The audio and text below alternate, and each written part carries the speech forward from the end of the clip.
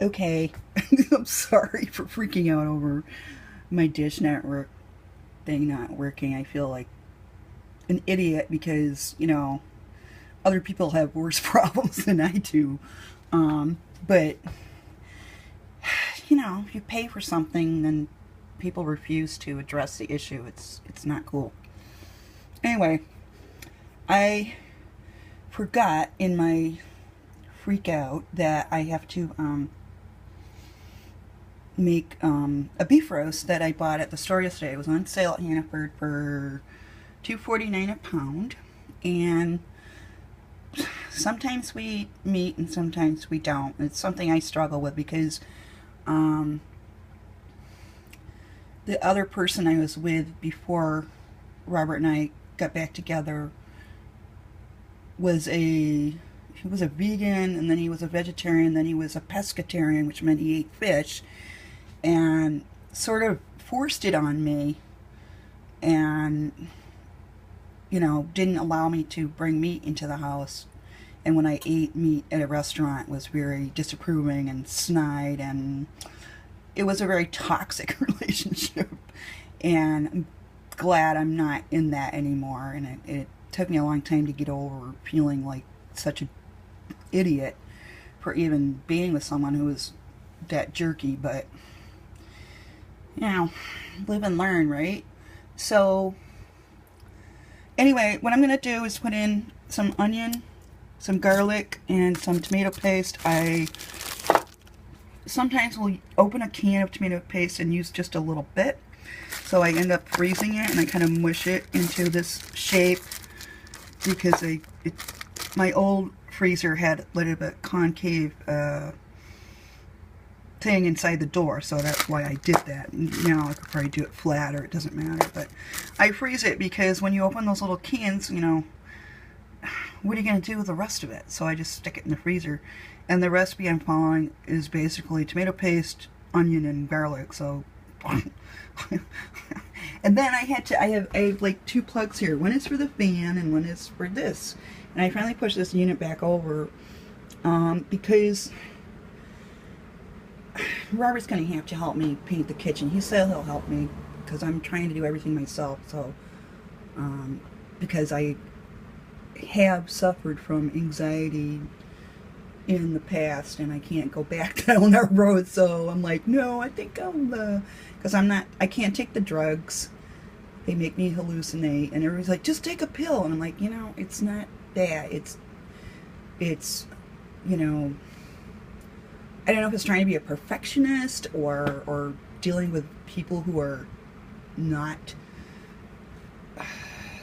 the greatest people in the world in my life at times. So I don't really go out a lot. I stay at home because a lot of people in this area are not of similar like mind to Robert and I, and we'd rather live maybe eventually more on the coast or back up in the Bar Harbor, Ellsworth area. But this is where we are for now. It's not bad, but a lot of the people here aren't as progressive as we are in thinking, so we just kind of keep to ourselves. And so you might want to wonder about the socks. I got these at LL Bean a couple months ago because Robert, he was wearing a crappy ratty bathrobe for the last several years, and it was from the Bean outlet store in Ellsworth, and it was a lightweight flannel, and he loved it, but the elbow ripped out. And then he went back and exchanged it for a new one, because Beans lets you do that. And the same thing happened, and it was just disgusting. So I went down there a couple months ago and found him a really cool bathrobe on sale, on clearance at the outlet store in Freeport, where we used to live at one time. And I bought myself some socks. These are my favorite things in the whole world because in Maine you need good socks. And I was buying them at the discount store, the Chapter 11 bankruptcy store, and they were just not, the toes weren't right. You ever walk around in the winter with bad socks? Like too much material on the toes, or they're too tight. It's just not cool. You could slip and fall. It's dangerous. You must have good socks. And being basically a survivor of domestic violence, after the one big episode where I got shoved around and called the cops, I left and I didn't go back. But the years and years of verbal taunts and abuse and things like that, the snide remarks, that really takes a toll. And that's another reason I don't go out in public a lot. By myself, I'll go to the grocery store, I'll go shopping by myself, but I won't go, you know, I don't go out by myself a lot unless I know the people there are going to be cool and make me feel safe. So I was reading something online, I forget where it was, but it was something to the effect that domestic violence shelters for women and children, one of the things they really need is socks.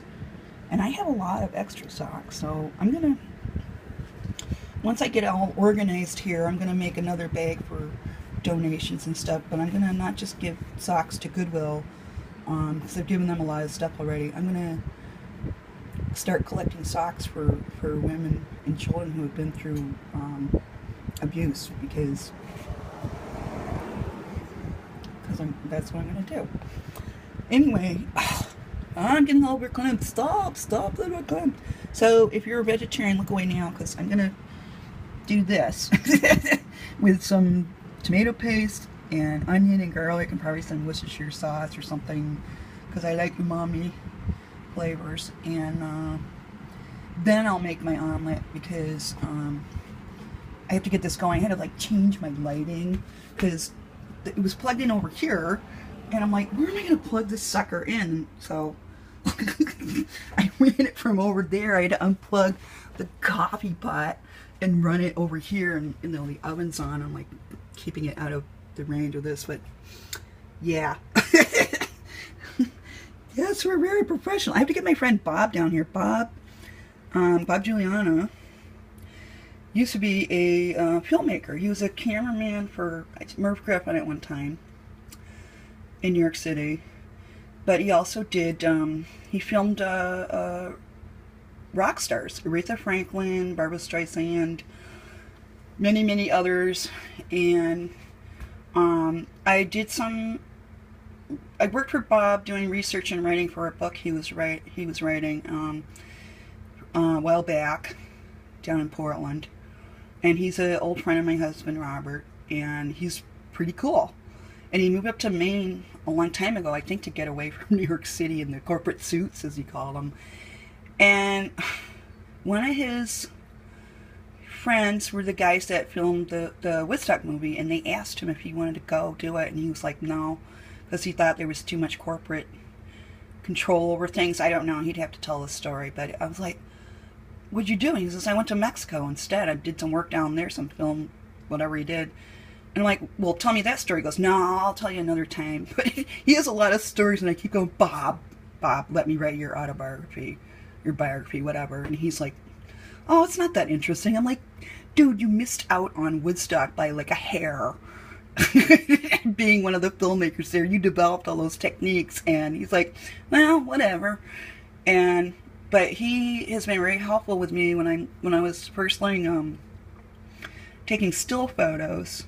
If he saw something he liked and complimented, I knew it was good because he's an expert. But he could be very helpful with me with this sort of thing. And I have to get him up here, and he's Sicilian. I'm sorry, Sicilian. You know, my son's part Sicilian. We're not allowed to say Italian. Sicilian. And I'm thinking maybe I could make him some good food. He's a vegetarian or a pescatarian, so if I make him something really tasty, maybe he'll come up and help me out with my crappy video making skills and improve me. I know I need a tripod, but I don't have a car today. My husband's at work, and I can't just go buy one. I suppose I could go on Amazon, but I want to look at it in person, and I'm going to get a newer phone with a better cameras because, you know, I'm shaking like this. And duh. But eventually I'll get the equipment. My brother-in-law does photography, and he could probably give me some tips too. He's a nature photographer and has a gallery. So I know a lot of people who do filmmaking, especially in Portland. There's a lot of guys down there who do like commercials and stuff that I work for up and on, and eventually I'll learn it and I'll be better at it. I'm just fooling around here because I'm by myself and I got this thing and I'm like, oh, I can make videos. Wow. So that's all I'm doing is fooling around for now. But if you like it, give me a thumbs up. Hey, Christina, I know you're out there, my friend Christina. Anyway, and her friend Ross. Hi, Ross. You want some beef? Come on out to me and I'll make you some. All right. I got to get cooking now so I can make my souffle and all this other happy stuff. We'll talk to you later. Have a good one.